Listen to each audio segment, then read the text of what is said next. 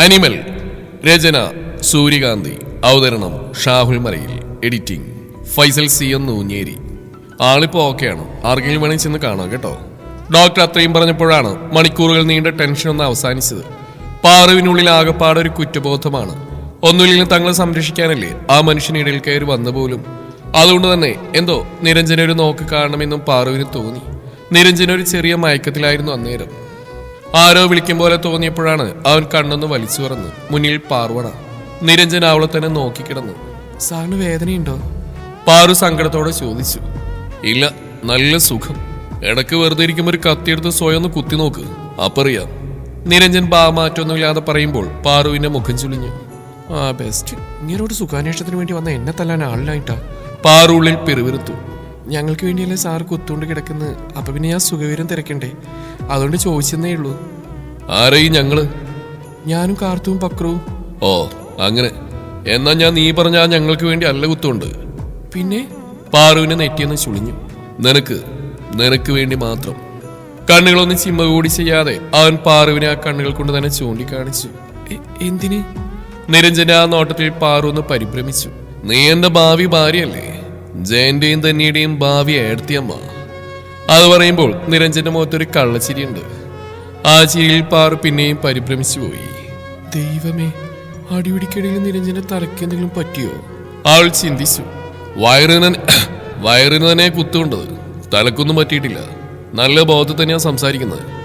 നിരഞ്ജൻ അങ്ങ് പറയവേ പാറു പിന്നെയും ഞെട്ടി. മനസ്സിൽ കരുതിയതല്ലേ ഉള്ളൂ. നിരഞ്ജൻ എന്തോന്നുകൂടെ പാറുവിനോട് പറയാൻ തുടങ്ങും മുമ്പേ അശോകനുള്ളിലേക്ക് കയറി വന്നിരുന്നു. സർ, ഇപ്പൊ എങ്ങനെയുണ്ട്? കുഴപ്പമില്ലടോ, നിരഞ്ജൻ ഗൗരവമിടാ പറഞ്ഞു. സാറിന്റെ വീട്ടിൽ വിവരം അറിയിച്ചിട്ടില്ല, ഒന്ന് വിളിച്ചു പറയണ്ടേ? ഏയ്, അതിന്റെ ആവശ്യമില്ല അശോക. ഒന്നാമത് അവരൊന്നും ഇവിടെ ഇല്ല. എന്തായാലും കുറച്ച് ദിവസം കഴിഞ്ഞിട്ട് വരുള്ളൂ. പിന്നെ എനിക്കിങ്ങനെ തനിച്ചിന്ന് നല്ല ശീലമുണ്ട്. ആദ്യമായിട്ടൊന്നുമല്ല ഇതുപോലുള്ള മുറിവുകൾ പറ്റുന്നു. ഉള്ളിൽ എന്തോ ഒരു കയ്പ് വന്ന് നിറയുന്നുണ്ടെങ്കിലും നിരഞ്ജൻ സ്വരമിടറാതെ പറഞ്ഞു. അതല്ലെങ്കിലും തളർന്നു കിടക്കുമ്പോഴാണ് ഒറ്റപ്പെടലിന്റെ വേദന ശരിക്കും ഉള്ളിൽ നിന്ന് കുത്തി നോവിക്കുന്നത്. സാറിന് അത്യാവശ്യം ബ്ലഡ് പോയിട്ടുണ്ട്, പാറുമോള ബ്ലഡ് എന്ന് അശോകൻ പറഞ്ഞ വഴിയെ നിരഞ്ജന്റെ നോട്ടം പാറുവിലേക്കും നീണ്ടു.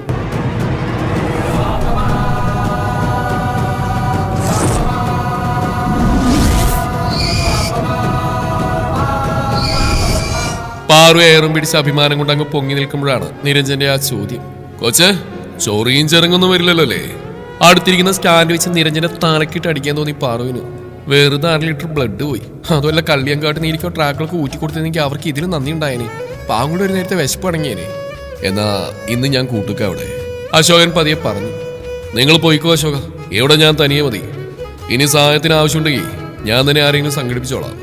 നിരഞ്ജൻ അശോകനോട് തീർത്ത് ഉറപ്പിച്ച് പറഞ്ഞോടെ അശോകനും മറുത്തൊന്നും പറയാൻ വയ്യാതെയായി. അശോകൻ പോകുന്നതിന് പിന്നാലെ തന്നെ വേഗത്തിൽ പോകാൻ നിൽക്കുന്നവരുടെ കയ്യിൽ നിരഞ്ജൻ പിടുത്തമിട്ട് പെട്ടെന്നാണ്. അശോകൻ അപ്പോഴേക്ക് ആ മുറി കടന്നു പോയിരുന്നു. പാറു എപ്രാളത്തോടെ ആ പിടിപിടിക്കാൻ നോക്കവേ നിരഞ്ജൻ ഒന്നുകൂടെ അതിൽ മുറുക്കെ പിടിച്ചിരുന്നു. എന്താ? ഒന്നുമില്ല. നിരഞ്ജൻ ഒന്ന് കണ്ണ് ചിമ്മി കാണിച്ചു. കൈവിട്ടേ. ഞാൻ അശോകനോടല്ലേ പോവാൻ പറഞ്ഞു.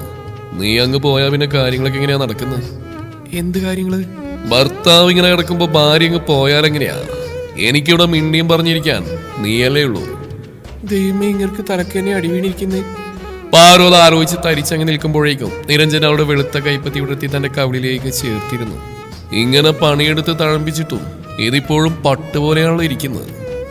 തന്റെ കൈയും പിടിച്ചു വെച്ച് അതിശയം കൊണ്ടുകൊണ്ട് ചോദിക്കുന്നവനെ അതിലേറെ അതിശയത്തിലാണ് പാറു ചോദിച്ചത്. എന്താ നോക്കുന്നത്? ഒറ്റപ്പുരികമുയർത്തി കള്ളച്ചിരിയോടെ നിരഞ്ജൻ ചോദിക്കവേ പാറു തന്റെ കൈ വലിച്ചിങ്ങെടുത്തു. എന്താ പോലീസുകാരുടെ ഉദ്ദേശം? മാറിൽ 2 കൈകളും കെട്ടിയുന്നുകൊണ്ട് പാറു അവനെ ചുഴിഞ്ഞു നോക്കി. പ്രേമിക്കാൻ. ഒറ്റ വാക്കിൽ നിരഞ്ജൻ ഉത്തരമൊതുക്കി. ആരെ? പാറുവിനെ പിന്നെയും വെപ്രാളമായി. തന്നെ മാത്രം. ഒറ്റ കണ്ണിറുക്കി ഒരുവൻ പറയുന്ന കേൾക്കെ പാറുവും നീര് വിലങ്ങി നിന്നുപോയി. എന്തായി ചേച്ചി, ആൾക്ക് ബോധം വന്നോ? പാറു അങ്ങ് പുറത്തേക്ക് ഇറങ്ങിയ പാടെ കാർത്ത് ഓടി അടുത്തേക്ക് വന്നു. അതിനെ അടുത്ത കാലത്തൊന്നും വരും തോന്നില്ല. അങ്ങയുടെ കാറ്റ് പോയോ? ഇല്ല, എന്റെ കാറ്റിപ്പോ പോവും. അത് വേണമെങ്കിൽ എല്ലാവരും നിന്ന് കൊണ്ടോ. ഈ ചേച്ചിക്ക് ഇതെന്താ അസുഖം? കാറ്റിലൂടെ പോകുന്ന മുകളിലൂടെ അതോ താഴെയോ? ഡി, എനിക്കല്ലടി, ആ റൂമിൽ കിടക്കുന്ന പോലീസിന് അസുഖം. എന്തസുഖം? ഭ്രാന്തോ? കാർത്തു മുഖം ചുളിച്ചു. അതായിരുന്നെങ്കിലും കുഴപ്പമില്ലായിരുന്നു. ഇത് അങ്ങനെയാണോ? അങ്ങേർക്ക് എന്നോട് പ്രേമാണെന്ന് പോലും. ഓ, അത്രേ ഉള്ളൂ. കാർത്തു നിസ്സാരമായി പറഞ്ഞുകൊണ്ടെങ്കിൽ തിരിഞ്ഞിട്ടാണ് പാറു പറഞ്ഞൊന്നുകൂടെ ഇരുത്തി ചിന്തിച്ച്. എന്താ പറഞ്ഞേ? കാർത്തു ഞെട്ടി തിരിഞ്ഞുകൊണ്ട് പാറുവിനെ ഒന്നുകൂടെ നോക്കി. ലോകത്തുള്ള സകല വള്ളികൾ എന്റെ ദേഹത്തോട്ടാണല്ലോ ദൈവമേ. പാറു തറയിലും കൈതാങ്ങിയ വരാന്തയുടെ കസേരയിലേക്ക് ഇരുന്നു പോയി. കൂടെ പന്തം കണ്ട പെരിച്ചാഴിയെ പോലെ കാർത്തു. മോനെ ഇപ്പൊ എങ്ങനെയുണ്ടടാ? കണ്ണടച്ചിടക്കിയായിരുന്നു നിരഞ്ജൻ അന്നേരം. അരികിൽ ആരോ വന്നേന്ന് തോന്നിയപ്പോഴാണ് അവൻ കണ്ണു തുറന്ന്. മുന്നിൽ നിൽക്കുന്ന കൗസിനെ കണ്ടപ്പോൾ അവൻ ചെറുതായിട്ടൊന്ന് ചിരിക്കാൻ ശ്രമിച്ചു. പയ്യെ എഴുന്നേൽക്കാനും. അയ്യോ മോനെ എഴുന്നേൽക്കേണ്ട കേട്ടോ, കിടന്നു, അമ്മ ഭക്ഷണം കൊണ്ടുവന്നാ. കൗസു പറയുന്നതിനൊപ്പം തന്നെ കയ്യിലിരിക്കുന്ന സഞ്ചിയിലെ കറികൾ ഓരോന്നായി പുറത്തെടുത്ത് തുടങ്ങിയിരുന്നു. ഇതൊന്നും വേണ്ടായിരുന്നു, നിരഞ്ജൻ വല്ലായ്മയോടെ പറഞ്ഞു. ഒപ്പം വാതിൽ നിൽക്കുന്ന അശോകനെ കണ്ണൂർപ്പിച്ച് നോക്കുകയും ചെയ്തു. അശോകനാണെങ്കിൽ ഞാൻ ഈ നാട്ടുകാരനെയെല്ലാം എന്ന മട്ടിൽ പുറത്തേക്ക് നോക്കി നിൽക്കുകയാണ്. വേണ്ട എന്ന് പറഞ്ഞ നിരഞ്ജനെ കൊണ്ട് കൊണ്ടുവന്ന മുഴുവൻ കഴിപ്പിച്ചിട്ടേ കൗസു വിട്ടുള്ളൂ. ഹോസ്പിറ്റലിൽ കിടന്ന് 7 ദിവസവും കൗസു മുടങ്ങാതെ ആ ഭക്ഷണം കൊണ്ടുവന്നു. 1-2 ദിവസം വേണ്ടെന്ന് പറഞ്ഞിട്ടും കൗസിന്റെ വരവ് നിൽക്കുന്നില്ലെന്ന് കാണേ പിന്നെ നിരഞ്ജനൊന്നും മിണ്ടാൻ പോയില്ല. അന്നും പതിവ് പോലെ കൗസു അശോകന്റെ കയ്യിൽ ഭക്ഷണം കൊടുത്തു വിട്ടിരുന്നു. നിരഞ്ജൻ കഴിച്ചു കഴിഞ്ഞ് തിരികെ കാലിപാത്രങ്ങളുമായി മടങ്ങാൻ ഒരുങ്ങിയ അശോകനെ നിരഞ്ജൻ പതിയെ വിളിച്ചു. അശോകേട്ടാ. വാതിൽക്കൽ വരെ എത്തിയ അശോകൻ പെട്ടെന്ന് തിരിഞ്ഞു നോക്കി. അവന്റെ ആ വിളിയിൽ അശോകന്റെ കണ്ണുകൾ അത്ഭുതം കൊണ്ടൊന്ന് വിടർന്നു. ഒപ്പം ചുണ്ടിലൊരു ചിരിയും വിരിഞ്ഞു. സാധാരണ ഡോ എന്നല്ലാതെ ഒന്നും വിളിക്കാത്തവനാണ്. എന്താ കുഞ്ഞേ? അശോകൻ പതിയെ ചോദിച്ചു. ആ വിളിയിൽ നിരഞ്ജന്റെ കണ്ണുമൊന്ന് ഓളം വെട്ടി. അശോകനും സാറെന്നല്ലാതെ ഇതുവരെ ഒന്നും വിളിച്ചിട്ടില്ലല്ലോ.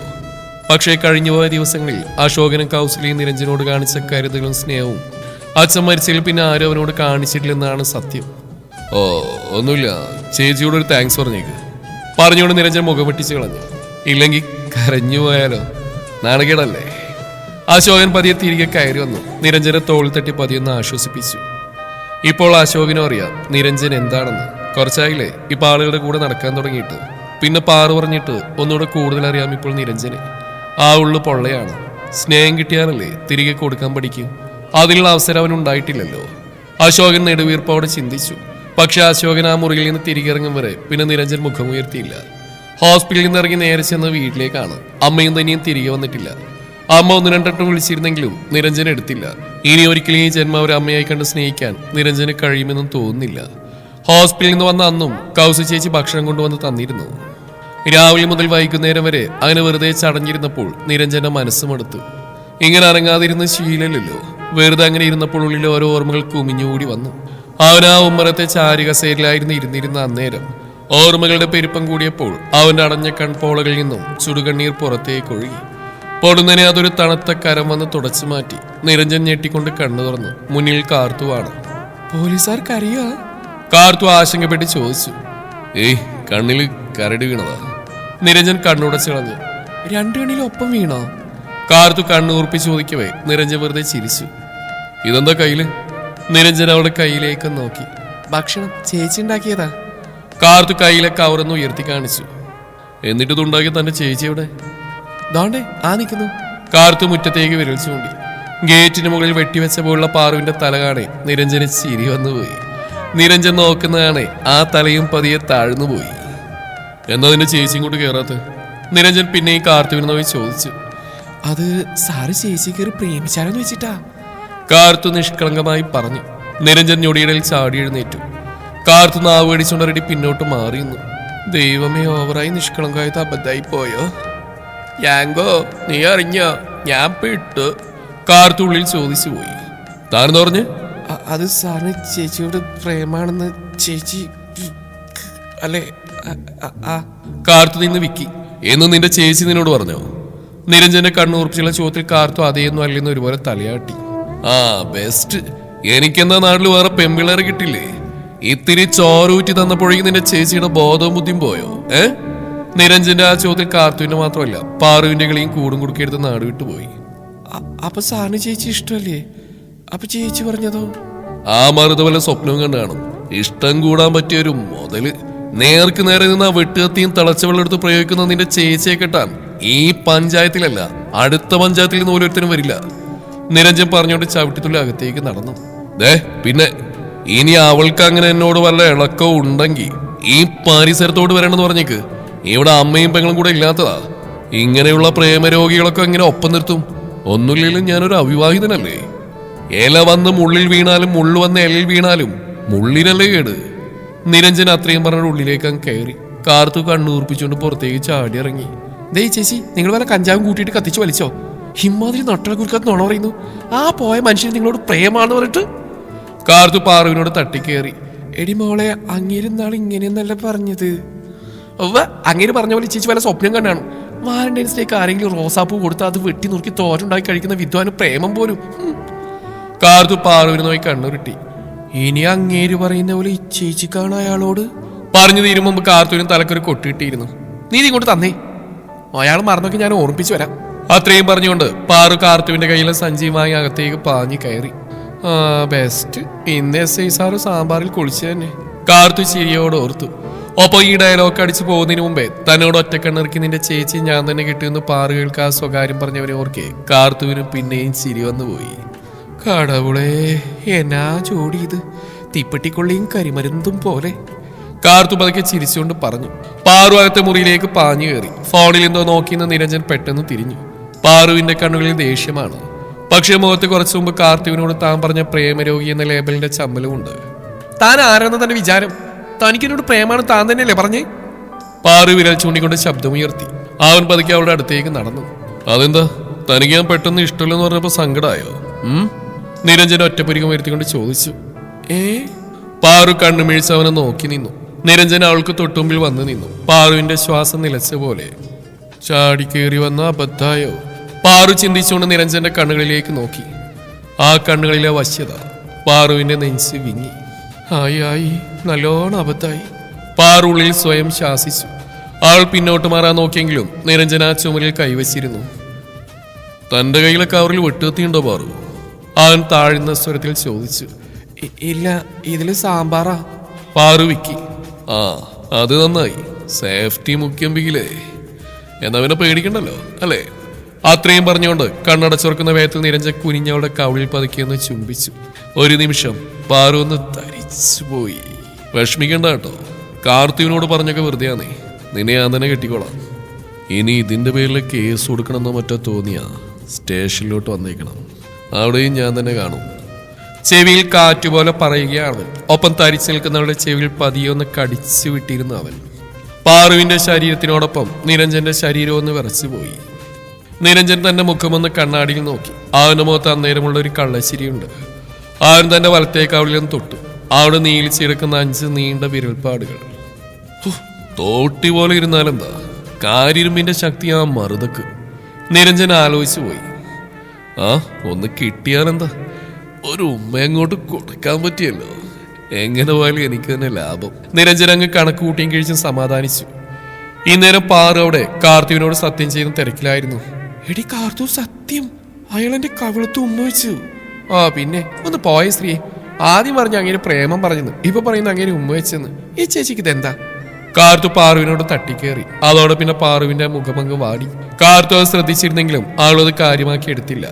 രണ്ടും കൂടെ തമ്മിൽ തല്ലി അങ്ങ് സ്നേഹിക്കട്ടെ എന്ന് കാർത്തുവും കരുതി. എന്നാലും ഈ ചേച്ചിക്ക് ചെറിയൊരു ആട്ടമുണ്ടെന്ന് കാർത്തുവിന് തോന്നി. ഇല്ലെങ്കിൽ ചോദിക്കാതെ പിടിച്ച് ഉമ്മ വെച്ച SI സാറിന്റെ അണപ്പല്ലി ചേച്ചിയുടെ കയ്യിലിരുന്നേനെ. കാർത്തു ചിരിയോടെ ഓർത്തു.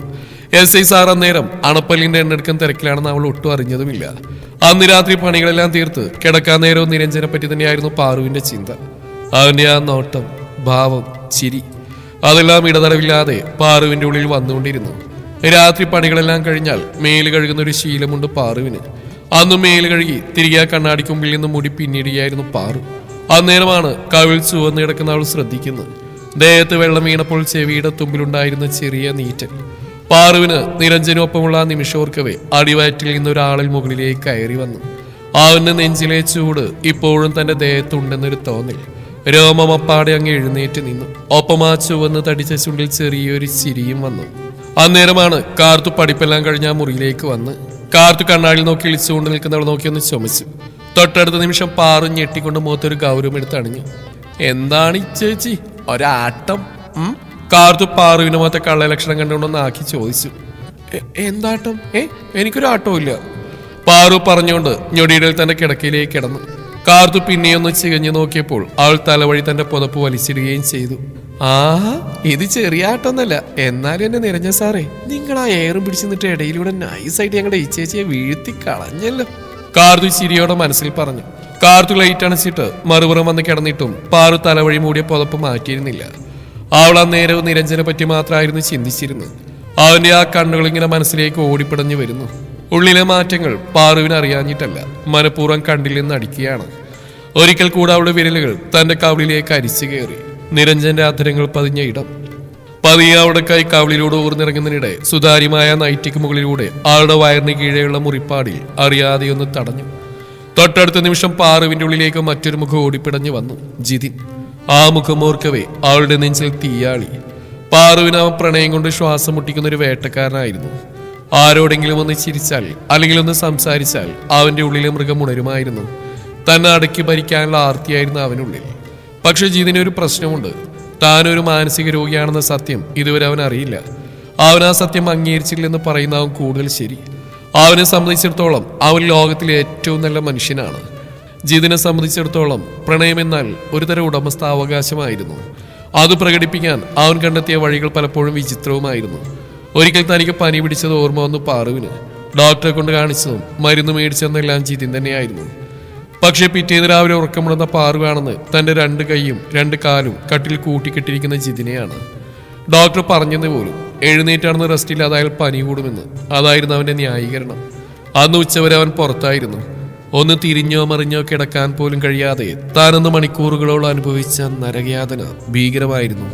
നിരഞ്ജന്റെ ആദ്യ ചുംബനം നൽകിയ കുളിരി പതുക്കെ ജിതിൻ നൽകിയ പഴയ പൊള്ളലുകളിലേക്ക് വഴിമാറി തുടങ്ങിയിരുന്നു.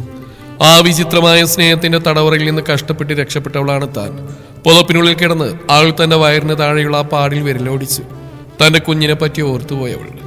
ഒരിക്കലൊരു കല്യാണത്തിന് പോകാൻ വേണ്ടി താൻ അല്പം നന്നായിട്ടൊന്ന് ഒരുങ്ങി. കണ്ണാടിയിൽ നോക്കി നിൽക്കുന്ന തന്നെ കണ്ടതും ജിതിന്റെ മുഖം മാറി. അവൻ പതുക്കെ തന്റെ അടുത്ത് വന്നു. ഭയങ്കര സ്നേഹത്തോടെ തന്നെ ചേർത്ത് പിടിച്ചു. എന്നിട്ടോ കയ്യിലിരുന്ന ചൂട് ചായ തന്റെ മുഖത്തേക്ക് ഒഴിച്ചു. അതിനുമുണ്ടായിരുന്നു ആ തല തിരിഞ്ഞവരെ ന്യായീകരണം. എന്റെ പെണ്ണ് ഇത്ര സുന്ദരിയായിട്ട് പുറത്തിറങ്ങണ്ട, മറ്റുള്ളവർ നോക്കുന്ന എനിക്ക് സഹിക്കില്ല. ജിതിന്റെ ഏറ്റവും ഭീകരമായ വിനോദങ്ങൾ ഏറെയായിരുന്നു. ഇടയ്ക്കിടാൻ ബോധം കെട്ട പോലെ തറയിൽ വീഴും. പാറു പേടിച്ച് കരഞ്ഞാൻ വിളിക്കുമ്പോൾ അവൻ എഴുന്നേൽക്കില്ല. ആൾ കരഞ്ഞളന്ന് ആശുപത്രി കൊണ്ടുപോകാൻ തുടങ്ങുമ്പോഴായിരിക്കും അവൻ പെട്ടെന്ന് ചാടി എഴുന്നേൽക്കുക. നീ എനിക്ക് വേണ്ടി എത്രയധികം കരയുമെന്ന് നോക്കിയതാ ഞാൻ. എന്ത് സുഖാടി നിന്റെ ആ നിലവിളിങ്ങനെ കേൾക്കാൻ. പാറുവിന് അവനെ പറ്റി ഓർക്കെ അവന്റെ തല തല്ലിപ്പൊളിക്കാൻ തോന്നിപ്പോയി. അതിലും കൂടുതൽ സ്വയം തല തല്ലിപ്പൊളിക്കാനും. ഇതൊക്കെ സഹിച്ചു നിന്ന് തന്നെ വേണം ആദ്യം തല്ലാൻ. കാർത്തു വെറുതെ കണ്ണു തുറന്നപ്പോൾ ദേ അവിടെ ഒരാൾ കണ്ണും തുറന്ന് കിടക്കുന്നു. കാർത്തുവിന് ചിരി വന്നു. തുടരും ഈ കഥയുടെ ബാക്കി ഭാഗം നാളെ ഇതേ സമയം. നിങ്ങളുടെ അഭിപ്രായങ്ങൾ കമന്റുകളായി രേഖപ്പെടുത്തുക. താങ്ക്